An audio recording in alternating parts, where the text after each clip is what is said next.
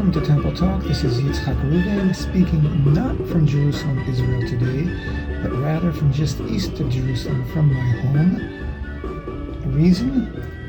Corona is raising its ugly head once again in Israel. The numbers have been rising consistently over the past few weeks and have gotten to be very, very high. And I just said to myself, Yitzchak, why risk it?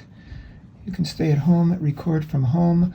Hopefully I'll have a quality recording in terms of the technical quality, and God willing, I'll have something interesting to say from my home here just east of Jerusalem about this week's parsha, about what's happening in Israel, about this special 3 weeks that we're in right now here in Israel and around the world, and about the fact that today is the 22nd day of the month of Tammuz, fourth month in the Hebrew calendar. The year is 5780. It's July 14th, 5780. This week, we are concluding our reading of the book of Numbers with the double reading of the final two Torah portions, Matot and Massei. Matot means tribes, and it refers to the opening verse.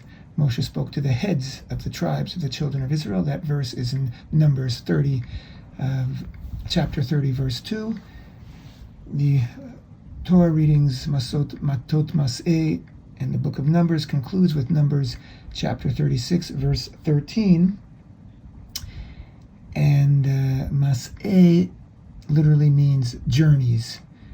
We're in the concluding chapters of the book of Numbers, and the book of Numbers, of course, is the book which describes the happenings, the events that took place throughout the 40 years of Israel's sojourn in the desert, from the time that Israel left Egypt all the way to the time when Israel was encamped just east of the Jordan River, just east of the city of Jericho, and ready to enter the land.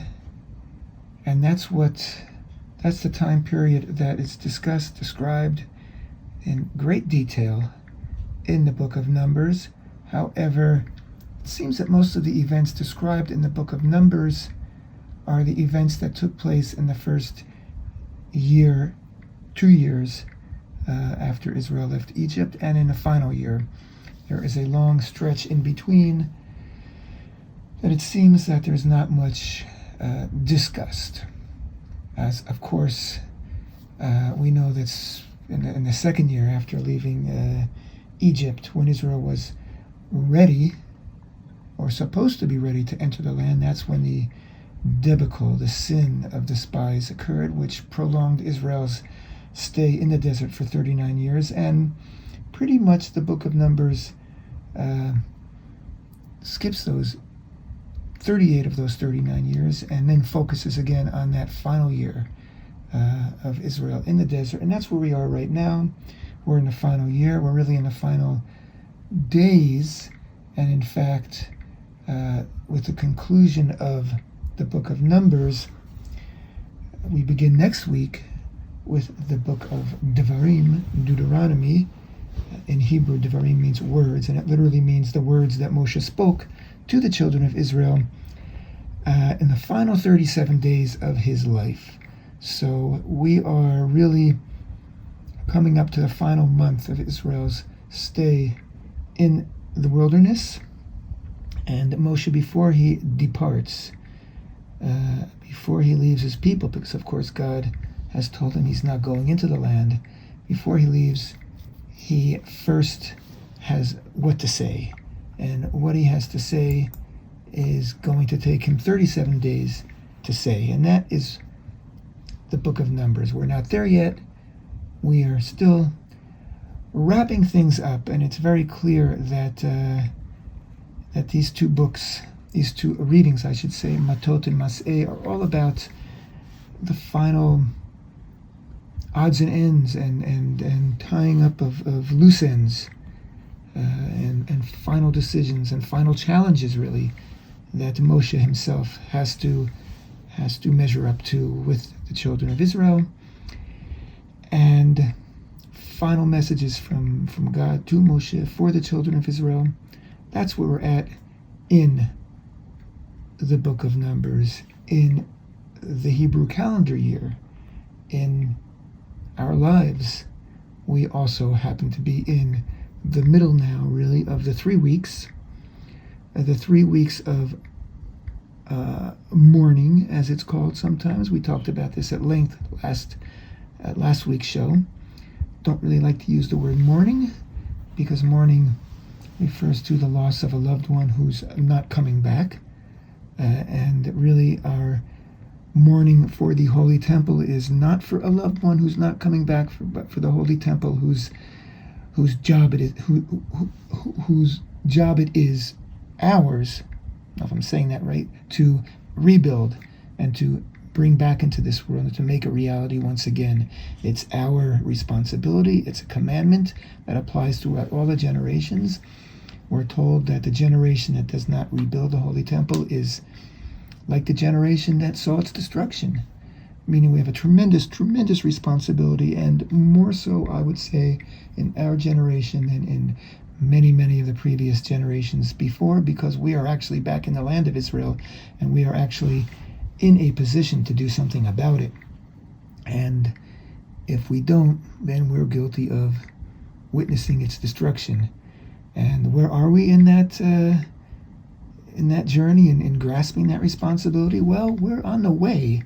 And of course, that's the work of the Temple Institute, to try to inspire and to educate and to really put a focus on the Holy Temple, what its significance is, what its importance is, how it can change our lives, can change the world. And I think that a lot of people out there would love to see the world change for the better, especially as we look around at what's happening in the world today.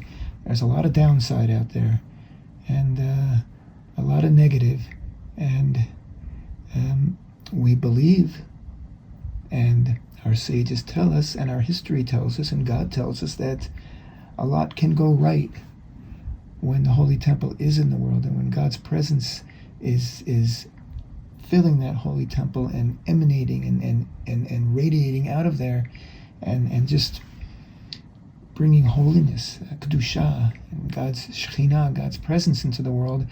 It's a force that becomes very, very real and manifest, and it changes our lives. It changes how we perceive life. It changes how we take in life. Our sages say that when the Holy Temple was destroyed, fruits lost their taste, and things lost their color, meaning the real essence of existence, the real essence of creation is diminished without the Holy Temple, because the Holy Temple is really the completion of creation, because it brings God's presence into the world in a manner that it doesn't exist in the world without the Holy Temple. Yes, God's presence is all around, thankfully, thank God.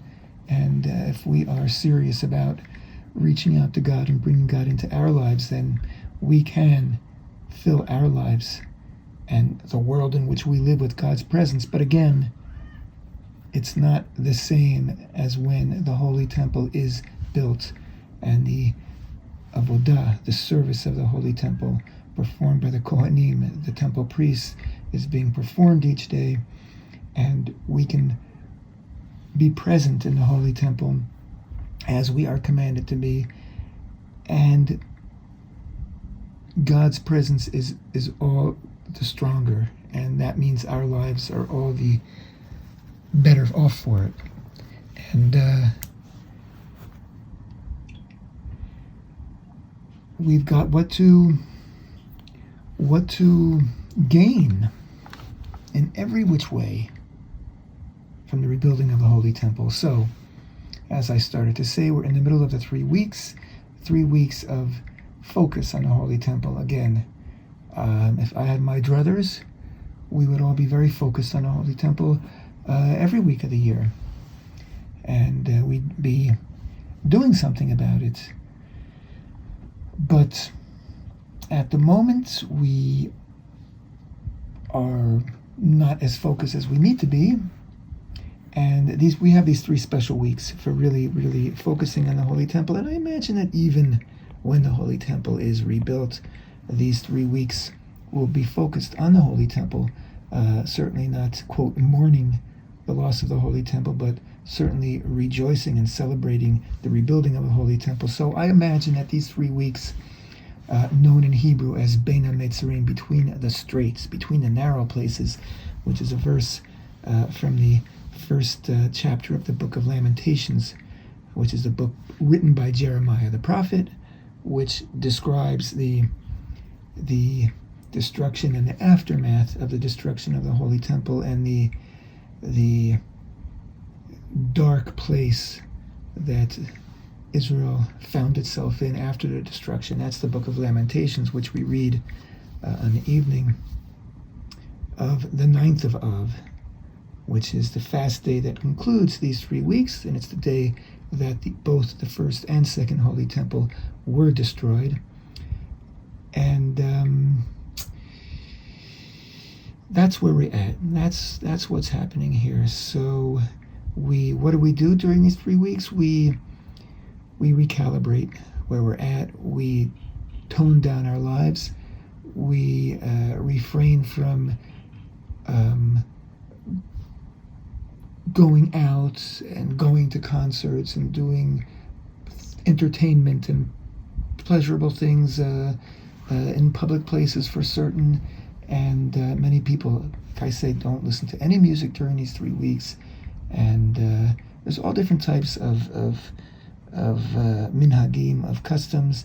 Different communities have different customs. The customs intensify as we proceed, and certainly from the Rosh Chodesh Av, which is next week, certainly from Rosh Chodesh Av through the 9th, the customs, which are akin to customs of mourning, intensify. And certainly we do no public bathing, and like I said, no public outings, and no concerts. I'd like to turn back now to our Torah reading. Actually, I like to go back a little bit to last week's Torah reading, Parshat Pinchas, which of course began with the aftermath of the whole incident of the Midian, the Midianite women, who enticed the Israelite men into a licentious behavior and into idolatry. And of course that angered God, who instructed Moshe to instruct the tribal leaders to put an end to it by force. And that wasn't working, and God himself caused a plague to begin to take the lives of many of the Israelites. And then, of course, Pinchas, out of nowhere, literally out of nowhere, stood up, grabbed a spear, and speared Zimri, the tribal leader of the tribe of Shimon, Simon, and his consort, the Midianite woman Cosbi. And that put an end to the idolatry, to the licentiousness, and to the plague, and to God's anger. And we hear about God's anger being assuaged in the beginning of last week's Parshat Pinchas. God comes to Pinchas's defense, and frankly, Pinchas saved the day.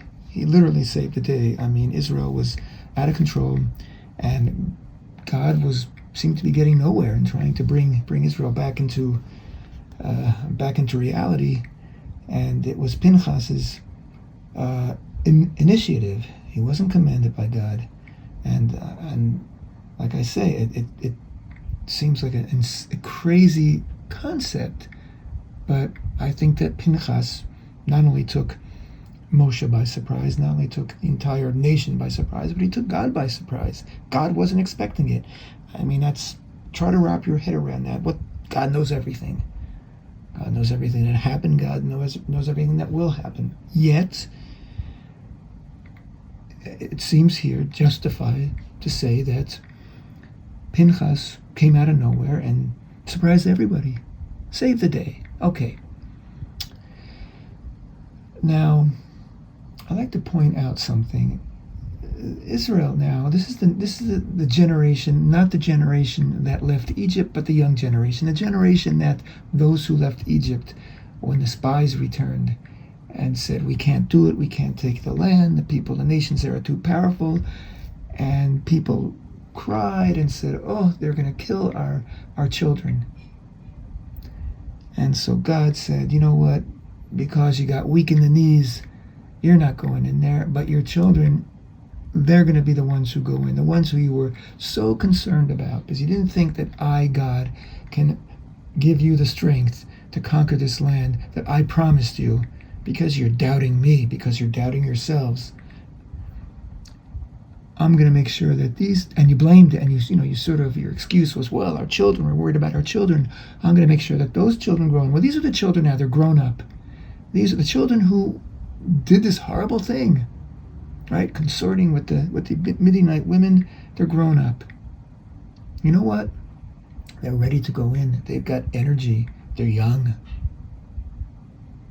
They want it. And when did we first learn about this?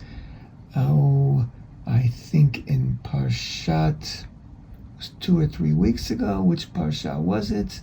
Hukat. I think Parshat Hukat, when again the children of Israel are complaining that there's complaining about the water, and that's when Moshe, strikes the rock instead of speaking to the rock, and then he calls you rebels. He says to Israel, you rebels, you're complaining again, and that's when God says to Moshe, that's it, Moshe, your time's up. You're not going in. And we wonder what did Moshe do? So he hit the rock. Okay, technical mistake. What was the big problem here? I think the big problem was that Moshe completely misread his people. And God's saying you're not going in wasn't so much punishment as you're not going in because you're no longer relevant, Moshe. You're not relevant to this generation. You don't understand them. This is the young generation. They're complaining about the water because they're tired of having to be dependent upon, a miraculous water source, which is what they were dependent on at that point, the well of Miriam. They want to be on their own. They want to be independent. They want to move out. They want to move into the land. They want it already. They are ready for it. Bring it on. And then later in that same parsha, when they talk about the rotten bread, they're tired of this rotten bread. The rotten bread is the man, right? The manna. This amazing bread from heaven, which sustained Israel for 40 years in the desert, bread from God's table. It doesn't get better than that. But you know what? It does. It does get better than that. This generation wants to earn their own bread. They want to work the land. They want to be in the land.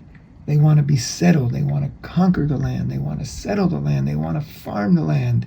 They want to raise their sheep. They want to raise their cattle in the land. They're ready to go in. And you know what? Lingering outside the land, as they're doing right now in these final days, they're getting into trouble. They're doing stupid things, right?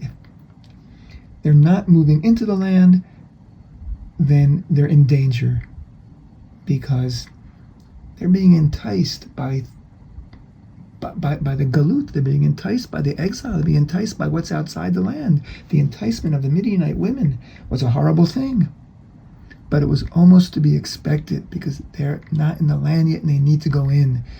And at this point, the only thing holding them back is Moshe, because he's the last of his generation.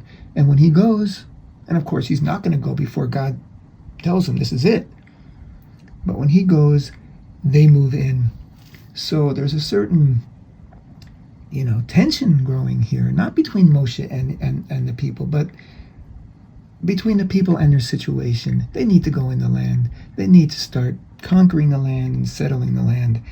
This extended stay, every moment now outside the land, is a potential danger for them, just as to this very day Any day that a Jew lives outside the land of Israel is a potential danger.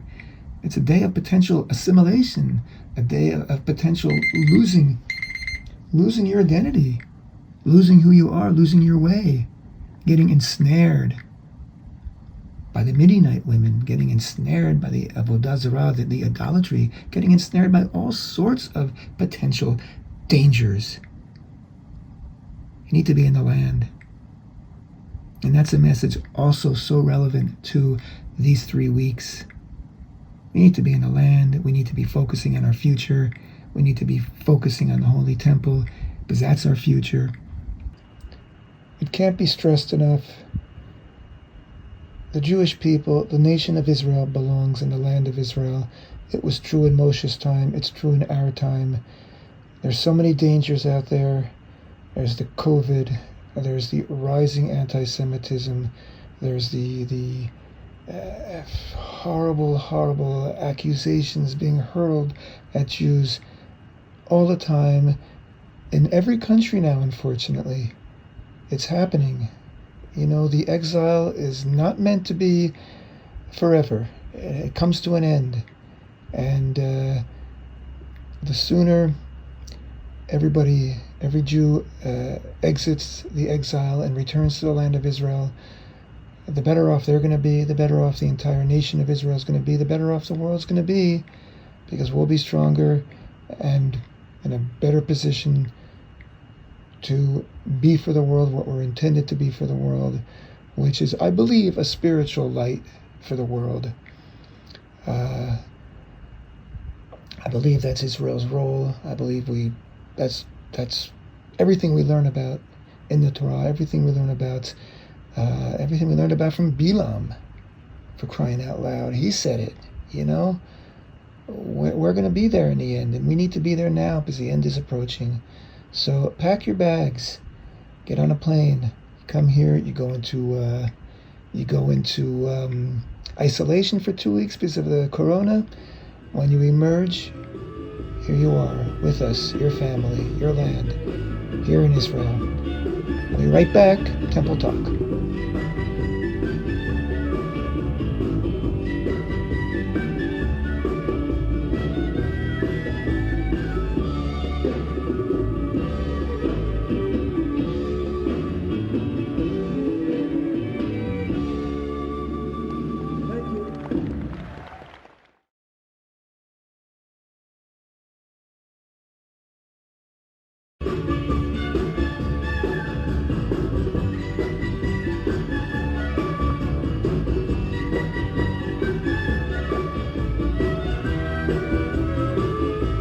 Shalom and welcome back to Temple Talk. It's Ruven speaking from east of Jerusalem, Israel. Today is the 22nd day of the month of Tammuz, 5780, July 14th, 2020. This coming Shabbat is Shabbat Mavarchim, the Shabbat in which we bless the upcoming new month of Av. The new month of Av begins next week, Tuesday evening, Wednesday, and of course Av is that amazing dramatic month which the nadir of the year is the 9th of Av, the day of the destruction of both the first and second Holy Temple, as well as a whole slew of other catastrophes that have happened on that day to the people of Israel, to the Jewish nation. But the following week, the 15th of Av, is a beautiful celebration of love and unity and affection for one another here in Israel and for Jews around the world. It's a lesser known day. It's not one of the 3 pilgrimage festivals of the Torah, but it is an ancient custom, ancient tradition. And actually, during the time of the Second Temple, when the temple was rebuilt, of course, we weren't fasting on the 9th of Av. The 9th of Av was the beginning of a week-long festival, celebration for in honor of the rebuilding of the Holy Temple.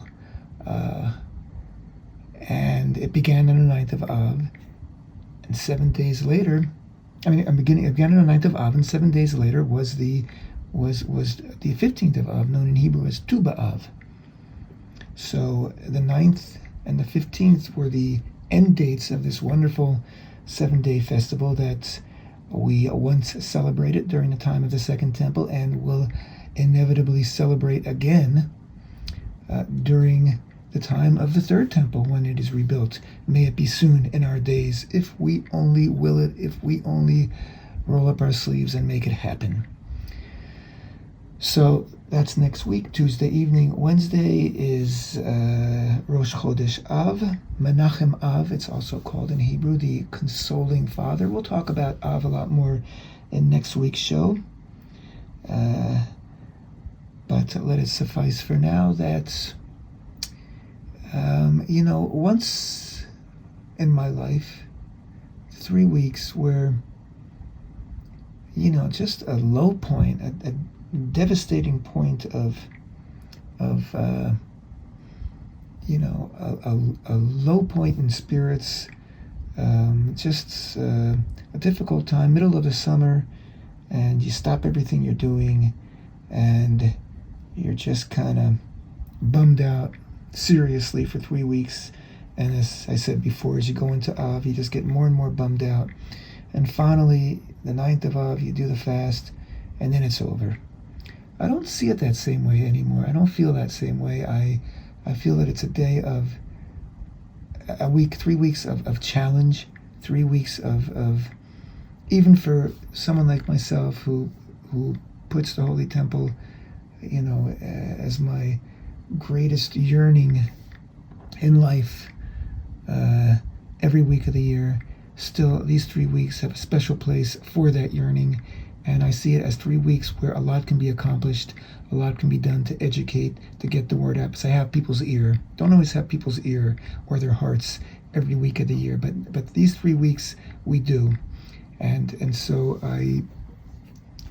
it's for me, it's become not 3 weeks of darkness and gloom, but 3 weeks of challenge.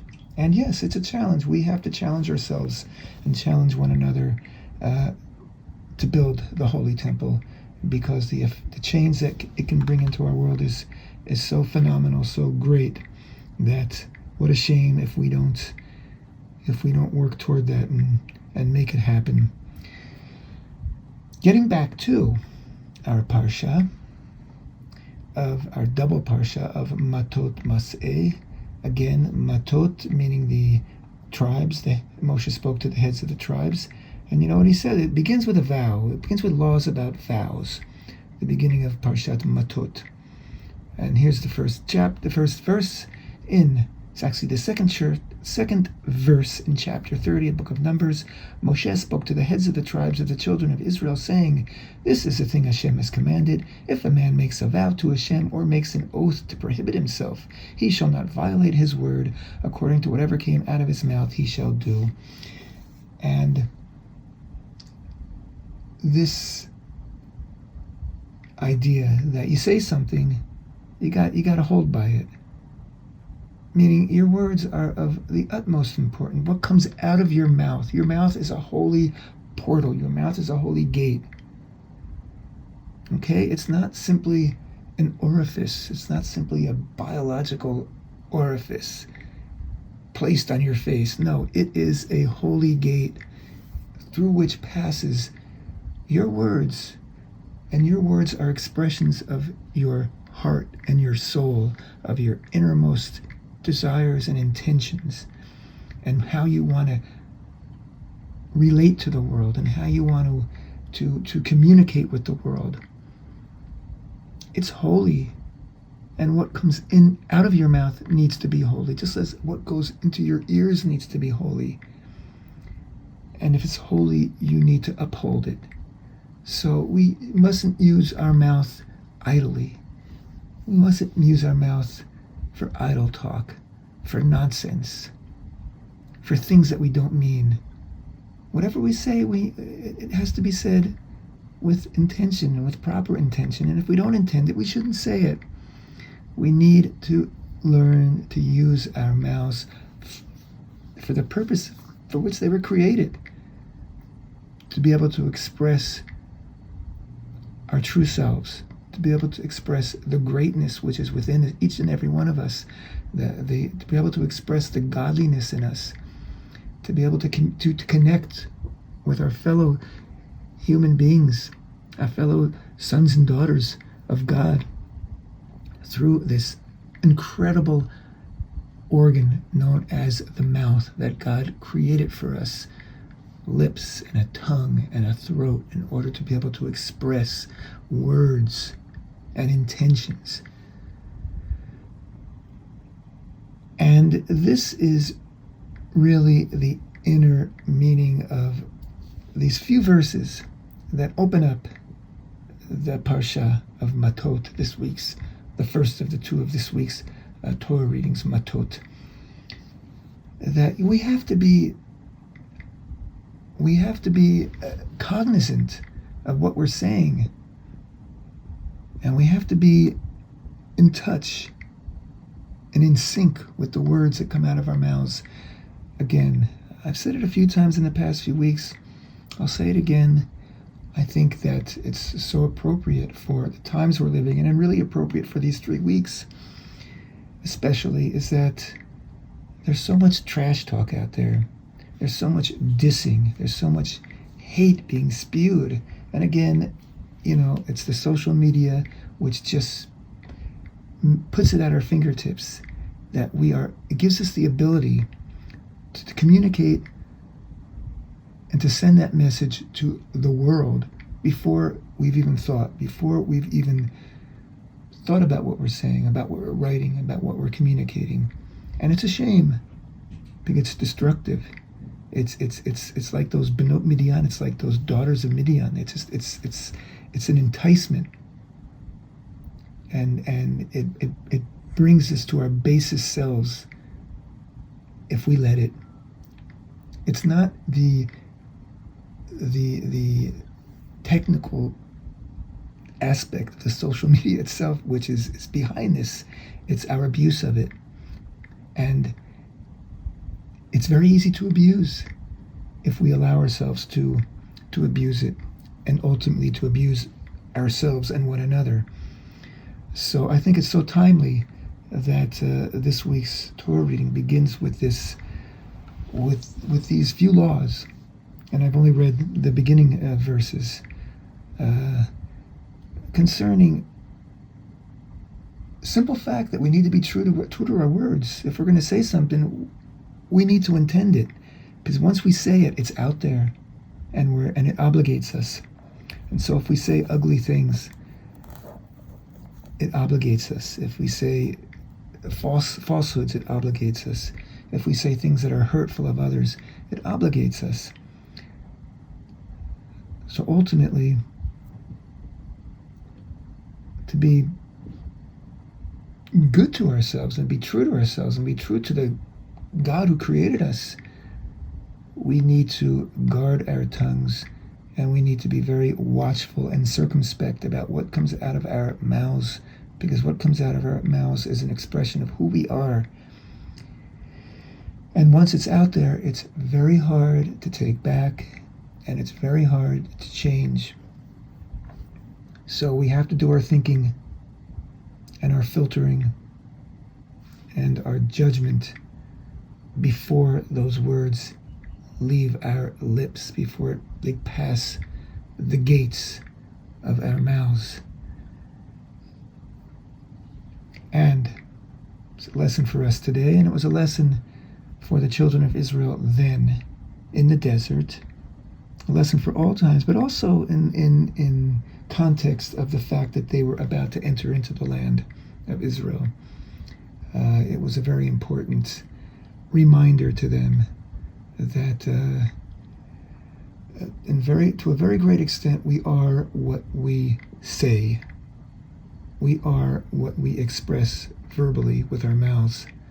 So if we think about it in that way, I think we're all going to be a little more careful and guarded about how we express ourselves. and not so nonchalant and easy to throw words around like they are, weapons, like they're spitballs, like they're knives, because they can be weapons. They can be hurtful and they can be deadly. Okay, taking myself off my soapbox. I'm moving on.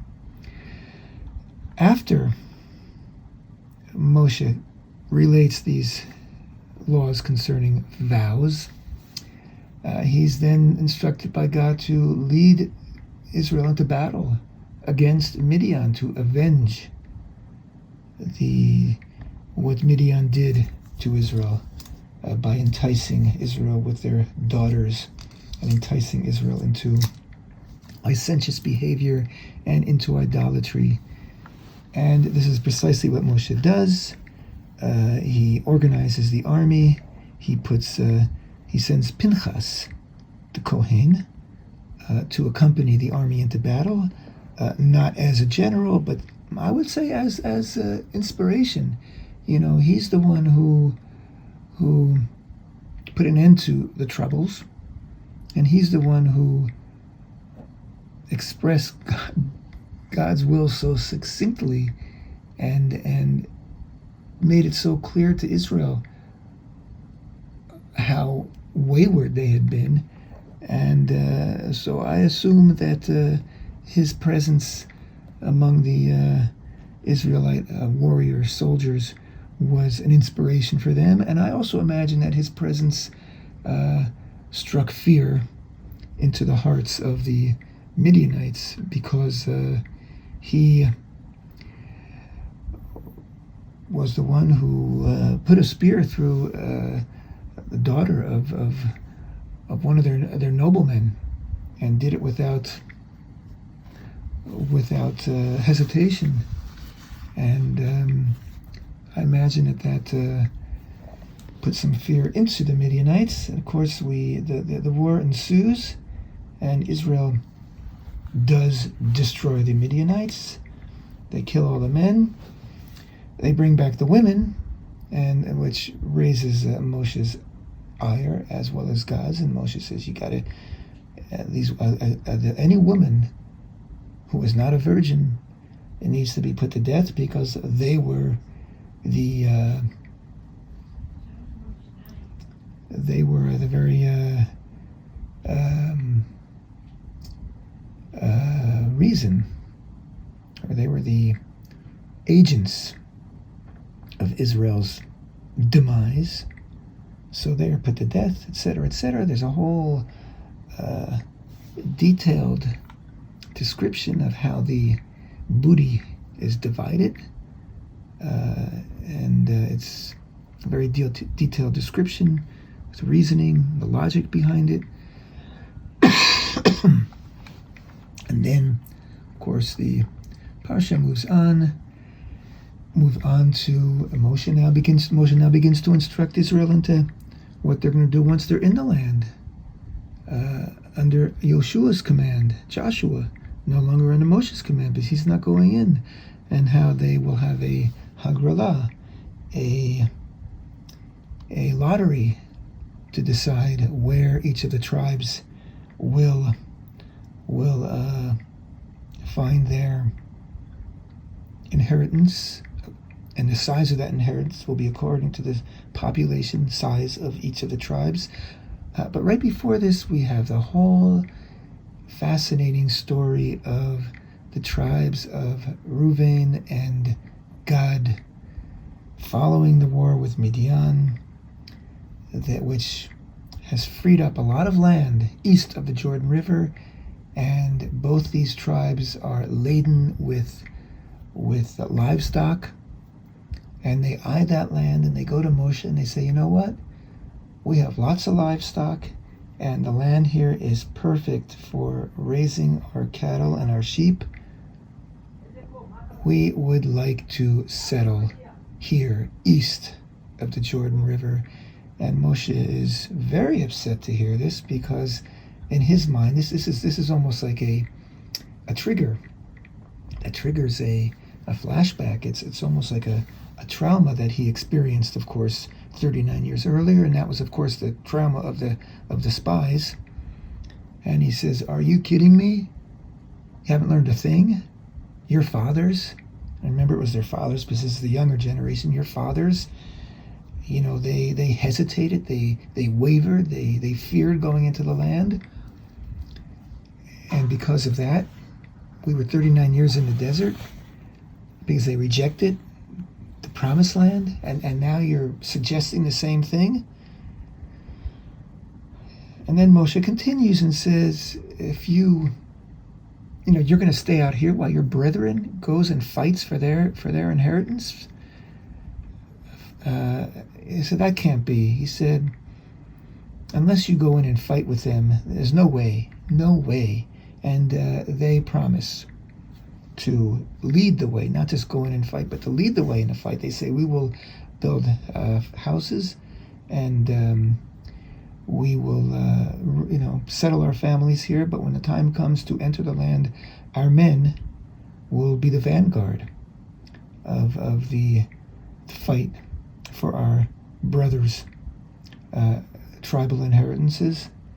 And in fact, when we read the book of Joshua, we discover that they in fact kept their word. So Moshe agrees to this. And so Reuven and Gad, those two tribes, settle east of the river Jordan in what is today the country of Jordan. And also half tribe of Manasseh is mentioned, that they also settled east of the Jordan River. Half of the tribe of Manasseh settled in west of the Jordan River, and half east. The reason for that is not explained in this week's parasha. We're not going to deal with that right now. But all these things are happening again in the final days and weeks of Israel's life outside of the land of Israel. And Moshe is kept real busy right up to the day of his death, which, of course, we're not going to read about until we conclude the book of Deuteronomy, even though the book of Numbers brings us really to the conclusion of Israel's stay in the desert. And that conclusion,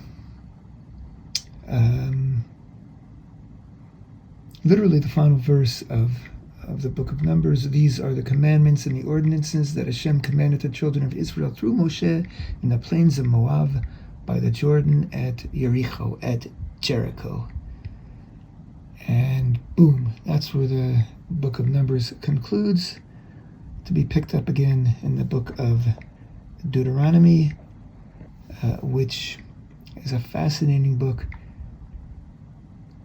on its own. We'll talk about that, of course, next week as we begin the book of Deuteronomy. A few last details we can talk about.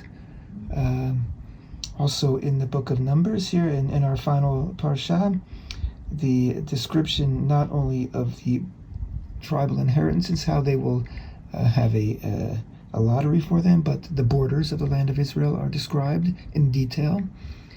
And the 42 cities that will be cities in which the Levites can